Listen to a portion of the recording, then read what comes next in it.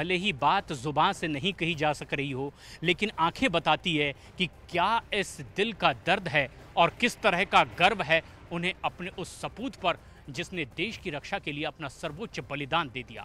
लेकिन गुस्सा भी लोगों के भीतर है। जम्मू से कुछ ऐसी तस्वीरें सामने आ रही है और इस वक्त की एक बेहद अहम और बड़ी खबर भी है देश के number 1 news channel news 18 India पर।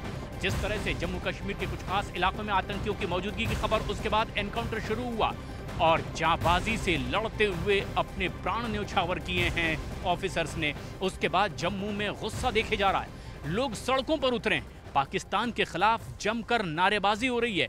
जम्मू में लोगों का यह गुस्सा सड़कों पर दिखाई दिया है। जिस तरीके से मेजर ने अपनी शहादत दी, जिस तरह से कर्नल मनप्रीत ने अपनी शहादत दी, डीएसपी ने अपनी शहादत दी है, अब उसे लेकर के लोगों के भीतर गुस्सा भी है। पाकिस्तान के खिलाफ सीधे सीधे लोगों का गुस्सा फूटा है। सड़कों पर निकलकर लोगों ने प्रोटेस्ट किया है और जमकर नारेबाजी की है। पाकिस्तान के खिलाफ जमकर नारेबाजी हो रही है क्योंकि लगातार दुनिया देखती रही है कि पाकिस्तान सीमा पार से किस तरह से आतंकी गतिविधियां लगातार बढ़ाता चला जा रहा था और उसी से निपटने के लिए भारत की ओर से आर्मी के जांबाज जवानों ने, ऑफिसर्स ने ऑपरेशन ऑल आउट चलाया और उसके तहत आज आतंकियों से लोहा लेते हुए शहीद हुए कर्नल मनप्रीत। और इस वक्त हमारे सहयोगी संदीप बोल हमसे सीधे जुड़ रहे हैं। संदीप, ऐसे में जबकि देश भर में गुस्सा है, जम्मू कश्मीर में प्रोटेस्ट किया जा रहा है, पाकिस्तान के खिलाफ नारेबाजी की जा रही है, क्या और जानकारी मिल पा रही है आर्मी की ओर से इस पूरे ऑपरेशन के बारे में? देखिए, ऑपरेशन के बारे में जो अभी तक जानकारी मिली है, क्योंकि अभी ऑपरेशन चल रहा है तो बहुत ज़्यादा इंटरनल डिटेल्स रिलीज नहीं की जा रही है, लेकिन जो हमें जानकारी मिली है कि ह्यूमन इंटेलिजेंस यानी कि किसी सोर्स ने इस बारे में जानकारी दी थी, उसके बाद ऑपरेशन लॉन्च किया गया।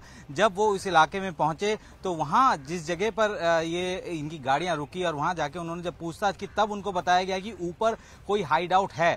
उसके बाद ही फौज जो है वहां पे उन्होंने क्लाइंब करना शुरू किया। स्टीप चढ़ाई थी और जिस वक्त ये स्टीप चढ़ाई चढ़ के ऊपर जा रहे थे उसी वक्त आतंकियों ने फायर किया, जिसकी वजह से हमारे 3 अफसर, जिसमें कि 2 सेना के डेकोरेटेड अफसर और एक जम्मू कश्मीर पुलिस के डीएसपी थे, जो कि शहीद हो गए हैं। सबसे बड़ी बात यह है कि जिस तरीके का ह्यूमन इंटेलिजेंस गैदर किया गया था उसी हिसाब से जो है ऑपरेशन को अंजाम दिया गया। अब ये जांच चल रही है कि क्या ये किसी तरीके का ट्रैप तो नहीं था, क्या गलत तरीके से कोई इन्फॉर्मेशन तो साझा नहीं की गई थी, क्योंकि अभी तक जितने भी ऑपरेशंस पिछले कुछ सालों में किए गए हैं वो बिल्कुल सटीक ऑपरेशन थे, ह्यूमन इंटेलिजेंस गैदरिंग के हिसाब से वो ऑपरेशंस किए गए थे। और इस वक्त यही जांच की जा रही है सेना की तरफ से कि क्या इस पूरे ऑपरेशन में किस तरीके की चीजें हुई है। खास बात यह है कि टीआरएफ ने ये ऑपरेशन किया और जिस ओर आप आशंका जाहिर कर रहे हैं इसकी इन्वेस्टिगेशन भी होगी कि क्या कहीं कोई ट्रैप तो नहीं लगाया गया था, जानबूझकर निशाना तो नहीं बनाया गया।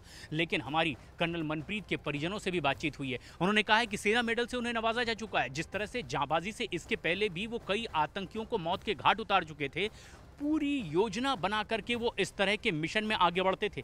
कल ही सुबह सुबह कर्नल मनप्रीत की परिवार के लोगों से बातचीत हुई थी, उन्होंने परिवार के लोगों का हालचाल जाना था, अपने बच्चों का हालचाल जाना था और उसके बाद अपने मिशन पर जाने की बात कही थी।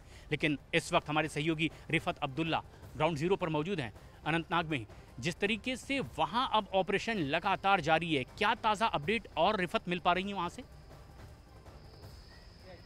जी बिल्कुल, जिस तरीके से आपने कहा कि ऑपरेशन जारी है, लगातार ऑपरेशन जारी है और पुलिस ने ये बताया कि 2 एलईटी के मिलिटेंट जो हैं उनको यहाँ पे एनसर्कल किया गया, यानी वो घेरे में है पूरा। जिस तरीके से मैं आपको दिखाना चाहूँगा, पहले आप देखिए, ये पूरी जो गाड़ियाँ आपको दिख रही हैं रोड पे हैं, रोड से सिर्फ 100 मीटर की दूरी पे फॉरेस्ट एरिया शुरू हो जाता है। मैं अपने कैमरा पर्सन से कहूँ कि वो पूरा ये दिखाएं, ये वो एरिया है, बिल्कुल यही वो स्पॉट है जहाँ पे बॉडीज रिट्रीव की गई। ये जो आप मेरी उंगली के निशाने पे ये वाला स्पॉट देख रहे हैं, यही वो स्पॉट है जहाँ पे बॉडीज रिट्रीव की गई हैं। उसका मतलब है कि पहली जो फायरिंग हुई है वो वहाँ पर ही हुई है। सुरक्षा बलों को स्पेसिफिक इन्फॉर्मेशन मिली थी कि यहाँ इस एरिया में मिलिटेंट छुपे हुए हैं। फॉरन कॉर्डन सर्च ऑपरेशन किया गया। जब वहाँ पे आर्मी और पुलिस की टीम पहुंची तो मिलिटेंटों ने अंधाधुंध फायरिंग की। उसका मतलब ये भी समझा जा सकता है कि उस ऊपर वाले टॉप पे फायरिंग हुई है। हो सकता है कि उसके बाद ये जो आर्मी के 2 ऑफिसर और पुलिस का ऑफिसर वो नीचे गिरे हों और यही वजह है कि वो पेड़ों के बीचों बीच बॉडीज़ जो हैं वो रिट्रीव कर दी गई हैं।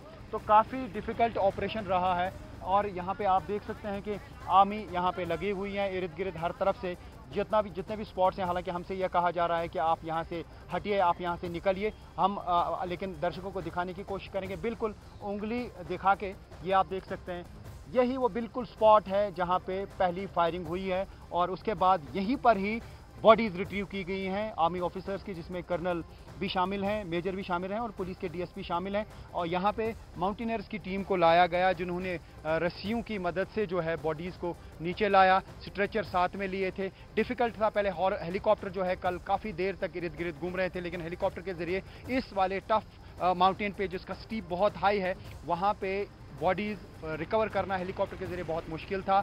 और सबसे बड़ी बात यह है कि अगर किसी प्लेन एरिया में ज़ख्मी हुए होते आर्मी और पुलिस के ऑफिसर तो शायद उनको बचाया जा सकता था, इवैक्यूएट किया जा सकता था। क्योंकि ये एक माउंटेन वाले एरिया में हुआ, ब्लड लॉस बहुत ज़्यादा हुआ होगा। इवैक्यूएट करने में 6-7 घंटे का टाइम कम से कम डीएसपी को लगे, उसके बाद और टाइम आर्मी ऑफिसर्स को इवैक्यूएट या ये जो है रिट्रीव बॉडी करने में लगा। तो